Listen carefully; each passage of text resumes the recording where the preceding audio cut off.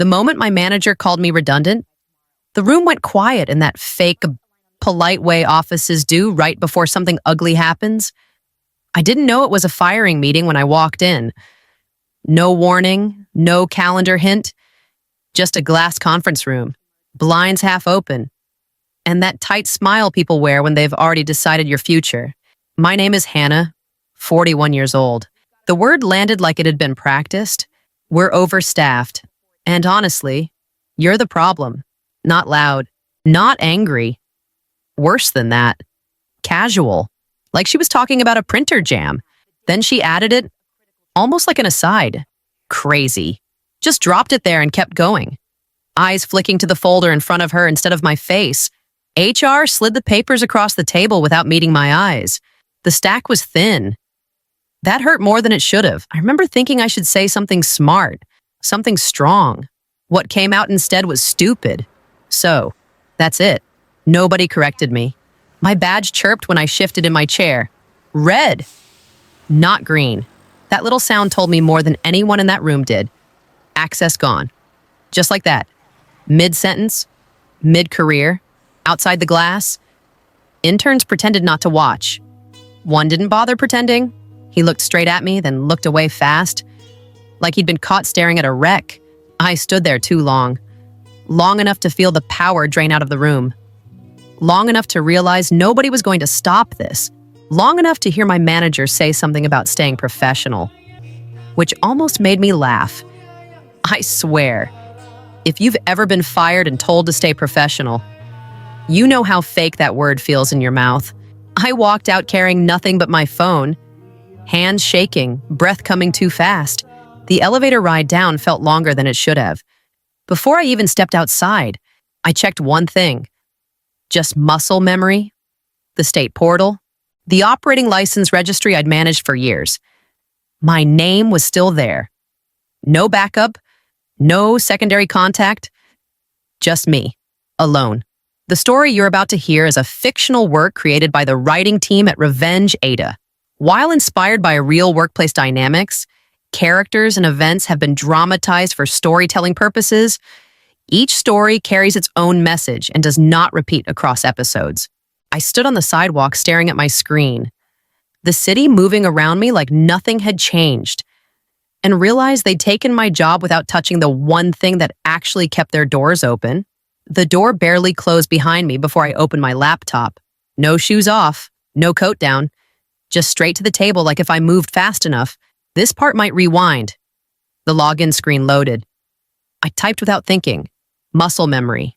Enter. Red banner. Access denied. I tried again. Slower. Like politeness might help. Same thing. Then the second system. Then the third. Each one died the same way. Clean. Immediate. Final. My phone buzzed on the table. A text from IT. I thought HR told you. That was it. No greeting. No explanation. Just that. Like I'd missed a memo instead of my own execution. I wrote back 3 different versions and erased all of them. Finally sent 2 words. They didn't. A minute passed. Then another message slid in. This time from HR corporate tone. Rounded edges. Your access is under temporary review during restructuring. Temporary. That word again. The kind people use when they want you calm while they finish locking the door. That's when it clicked. Not slowly. All at once. They hadn't reacted to me. They'd prepared for me. The badge, the systems, the permissions, none of that happened after the meeting. It happened before I sat down. I hovered over my email app and did something embarrassing. I started typing to my manager. Not angry. Worse. Careful. Explaining myself. Asking if we could talk. I stopped halfway through the sentence and stared at it. Then I deleted the whole thing. My hands were shaking. The laptop fan whined like it was tired of trying too. I almost apologized. For getting fired. Yeah, that's how trained I was. Another login failed. Then another. Each one quieter than the last. No alarms. No drama. Just doors not opening. They thought systems were power. Passwords. Permissions. The visible stuff. I closed everything and opened the one portal that didn't belong to them. The state licensing site. the one I'd memorized because mistakes there cost real money. Real consequences. My credentials worked. The page loaded. Slow. Heavy. Official. There it was. Officer of record. My name. No secondary contact. No backup. No replacement waiting in the wings. Just me. I sat there longer than I needed to, letting that settle. Not smiling. Not relieved. Just clear. For the first time all day, something hadn't been taken from me. The screenshots came in one after another, like someone ripping bandages off a wound I didn't know was still bleeding. I wasn't supposed to see them. That much was obvious. The channel name at the top wasn't one I'd ever been invited to. Still, there it was. My role. Past tense. Please welcome Madison as interim operations lead. Clapping emojis. Fire emojis. Someone typed fresh energy. I stared at the name longer than I should have. Younger. Friendly. The kind of smile people trust without checking credentials. I knew her. Not well. Enough to know she didn't have a license. Enough to know she'd never sat across from a regulator with a clock running. Another screenshot followed. A transcript from a call I hadn't been on. She'll learn fast. No hesitation. No pause. Like learning was a substitute for authorization. Then a joke slid through the thread. Something about me being difficult. Someone added a laughing reaction. Nobody corrected it. Nobody pushed back. That part hurt more than the announcement. The quiet agreement. I went back to the office the next morning to collect the rest of my things. Security let me through after checking a list. Didn't meet my eyes. The break room smelled like burnt coffee. Sharp and sour. The way it always did when the pot sat too long. It felt wrong that it still smelled the same. My desk looked smaller, cleaner, already lighter. Someone had unplugged my monitor and stacked the cables neatly. Like they were being respectful. I almost laughed at that. Voices floated from a conference room down the hall. My manager's tone carried easily. We need someone adaptable. She's enthusiastic. This isn't that complicated. I didn't step closer. I didn't need to. I knew how this went. Complicated always sounded like drama right before a mess. As I turned to leave, a hand brushed my sleeve. Jewels, compliance. Eyes darting, voice low. They're trying to change the license contact. That was all. No explanation. No advice. Just the warning. She stepped back like she'd already said too much. I nodded once and kept walking. The truth settling in with every step. They weren't just replacing me. They were rewriting the story fast enough to pretend I'd never mattered. I hadn't opened my contract in years. Not since the day I signed it and shoved it into a folder I hoped I'd never need again. That night, I pulled it up and scrolled like I was looking for a mistake I'd made a long time ago. Page after page of language nobody reads once they're inside a building. Titles, definitions, responsibilities written by people who never had to carry them. I almost closed it twice. Then I saw the section header and stopped. There it was. The clause I barely remembered drafting. Back when the company first crossed into regulated work and nobody else wanted to deal with it. Withdrawal rights, clean, specific, triggered by involuntary termination. Not dramatic, not angry, just procedural. I didn't feel triumphant. I didn't feel smart. Mostly I felt tired. The kind of tired that comes from realizing you were careful in a room full of people who weren't. I called a notary the next morning. Said I needed a signature verified. No explanation. She didn't ask for one. The office was quiet in that waiting room way that makes you hear your own breathing too clearly. When the stamp came down, it hit harder than it needed to. A flat, heavy thud. Final. I flinched anyway. Termination date, she asked. Pen hovering. I gave it to her. The words tasted wrong in my mouth. She nodded. Stamped again. Slid the paper back like she'd done this 1,000 times. Maybe she had. Maybe this was just another Tuesday for her. I wasn't reacting anymore. That part was over. Whatever came next, I would choose it. Slowly, on purpose. Back home, my phone buzzed while I scanned the document into a folder I labeled. Nothing emotional. Just dates and initials. Clean. An email sat at the top of my inbox. Short, official. No greeting. License verification pending? Please confirm. No urgency marker, no panic yet. Just a quiet request sent into the wrong place. I didn't reply. I closed the laptop and let the silence stretch. Knowing preparation didn't need an audience. Decisions like this worked better when nobody saw them coming. The first message came from a vendor I barely knew. Short, stiff. The kind of email people send when they don't want to accuse you of anything yet. Shipment on hold pending license verification? I read it twice. Didn't forward it. Didn't reply. Just watched it sit there like a warning light nobody wanted to look at. 10 minutes later, another alert hit the system. Different vendor. Same issue. Mismatch in authorization records. Incomplete validation. Language that only shows up when something has already gone wrong. Slack started to stutter. One notification, then another, then three at once. The sound stacked on itself. Sharp and irritating, like something trying to get attention. Someone dropped a message into a public channel. Does anyone know who's listed as officer of record right now? No answer. A minute passed, then another voice chimed in, trying to sound calm. It's being updated. That was a lie. Or hope. Hard to tell which. My replacement was pulled into a call. I wasn't on it, but pieces leaked out fast enough. Screenshots, half-sent messages. She couldn't answer the verification questions. Not the basic ones. Not the ones I used to handle without notes. Legal stepped in. That always changed the tone. Who approved the change in licensing contact? Nothing followed. Just typing bubbles that appeared and vanished. People backing out of sentences before committing to them. That's when I noticed the shift. My name wasn't coming up anymore. Not even as blame. It had been replaced with something vaguer, safer. The situation, the issue, the complication. This is when people stop saying your name and start saying the situation. It's cleaner that way, less personal. Another message popped up, direct this time. From legal. No greeting. No small talk. Can you talk? I stared at the screen. The Slack sound still echoing in my head. The panic hadn't exploded yet, but it was there now. Quiet. Spreading. The kind that comes when shortcuts stop working and nobody wants to admit they never had a real plan. They looped me into the call without asking. No greeting. No apology. Just my name dropped into the thread like a tool they'd forgotten they still owned. Legal talked first. Tight voice. Controlled.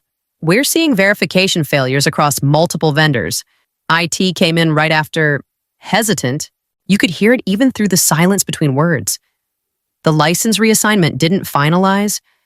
The portal's rejecting the change. Then my manager, confident in the way people get when they don't want to hear the answer. So override it. We just need coverage until this settles. Nobody agreed out loud. Nobody refused either. IT tried again. There's no temporary override for officer of record.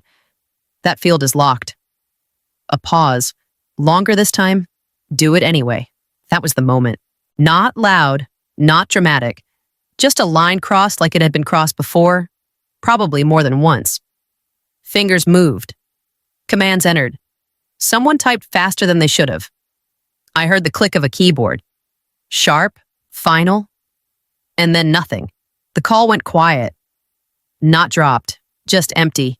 The kind of silence that means everyone is watching the same screen and not liking what they see. IT broke it first. It logged. Legal didn't ask what that meant.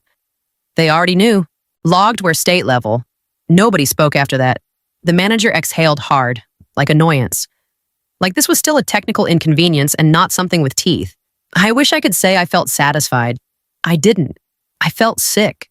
This wasn't clever anymore. It wasn't contained. Panic had pushed them into a space they didn't understand. And the system didn't care about intentions. I disconnected without saying goodbye. Sat there longer than necessary.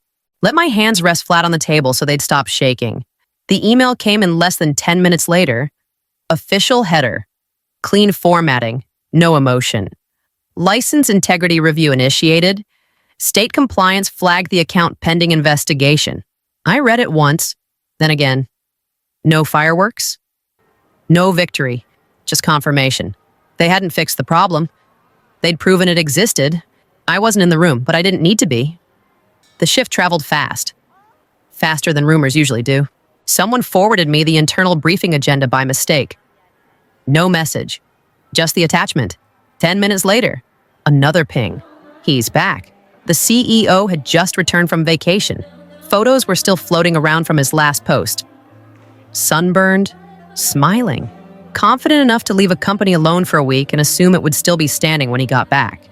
That confidence lasted about as long as it took the dashboards to load. Legal went first, slow, careful. Every word measured like it might end up in court. We're experiencing operational interruptions tied to licensing verification. Operations tried to soften it. Several vendors paused shipments pending confirmation. IT didn't soften anything. The officer of record field is invalid. There's no authorized replacement. The room went quiet in that way meetings do when the slide deck stops helping. Someone finally said my name. Not as blame, as fact. The CEO leaned forward. His voice didn't rise at first. You're telling me the company can't operate? Legal nodded. Once? Not without a licensed officer. Another pause. Shorter, sharper. Then the sound cut through everything. Holy hell, who did we just fire? It wasn't polished. It wasn't strategic. It was raw panic dressed up as anger. Chairs shifted. Nobody answered. My manager stared at the table like it might offer shelter. No one defended the decision. No one repeated the words redundant or difficult or crazy. Those labels evaporated the second they stopped being useful. That was the moment the story flipped. Publicly, irreversibly, if you've ever waited for the truth to finally land, this is what it feels like. Not satisfying, just heavy, like gravity reasserting itself. My phone rang before the meeting even ended. Unknown number, corporate prefix. I let it ring twice before picking it up. Hannah. The voice said, "Careful now, we need to talk." I answered on the third ring. Not because I was ready, because letting it go to voicemail felt like pretending I didn't know what they wanted. Hannah, the voice came through steady, practiced. We need your help. Not an apology. Not even a pause to clear the air. Straight to need. I waited. Let the silence stretch until it started to feel uncomfortable on their end instead of mine. My breathing sounded too loud in my own ears, like I was the only one still alive on the line. We're facing a compliance interruption. The CEO continued. If you could temporarily assist, we could stabilize operations while we stop. I cut in. The word came out calmer than I expected. If this is temporary, you don't need me. A beat, paper shifting, someone else breathing into the call. We're prepared to discuss options. Legal slid in? Careful. A consulting arrangement. Short term, I leaned back and closed my eyes. The old version of me would have rushed to fill the space, would have explained, would have softened the edges for them. That version stayed quiet. My conditions aren't complicated. I said, slow, clear, written acknowledgement of wrongful termination. Full restoration of my authority. Immediate removal of the person who authorized the override. And compensation for the damage this caused to my professional record. No one interrupted. No one rushed to agree. That's a lot, the CEO said finally. It's the cost, I replied, of firing the license. Another pause. Longer this time? I could feel them recalculating. Not the risk. The price. They always hesitate there. We'll need to review. Legal offered. I almost laughed. Not out loud. Just a breath that came out sharp through my nose. This is where old me would have folded. I said, more to myself than them. I'm not negotiating against myself anymore.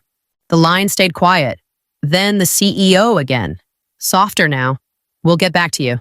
I ended the call without saying goodbye and set the phone face down on the table. My hands were steady this time. The silence that followed felt earned. They missed the deadline by 19 minutes.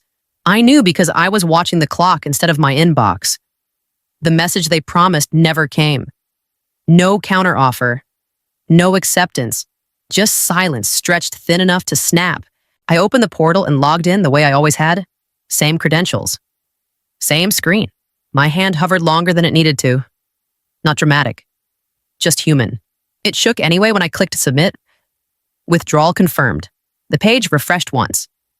Then again, a warning banner appeared. Plain and unforgiving. License status pending review. Operations authorization suspended. My phone started lighting up before I could close the laptop. IT first. One line. Everything just froze. Legal followed. Faster than I expected. Did you submit the withdrawal? I didn't answer. An internal alert popped up next. System-wide. Distribution halted. Vendor access revoked. No workarounds listed. No exceptions. Another call came in. I let it ring out. Then another. Then a text from Jules. They put her on leave. No name needed. I knew who she meant. The manager. The one who'd said crazy like it was a diagnosis instead of an insult. The company moved quickly when consequences showed up in red. I sat there with my hands flat on the table, breathing through the aftershock. I didn't feel powerful. I didn't feel vindicated. Mostly I felt empty in a way that was oddly clean. I didn't feel brave. I felt done. An email slipped into my inbox. Quiet compared to the rest. Different tone. Different weight. A recruiter I'd spoken to once. Months ago. Back when leaving felt impossible. Still in Chicago, the message read, "We have an opening that requires your exact background." I closed the portal and stared at the screen for a moment before responding. Not rushing. Not apologizing. Just typing yes and sending it into the space I'd finally made for myself. The fallout didn't come with fireworks. It came in fragments.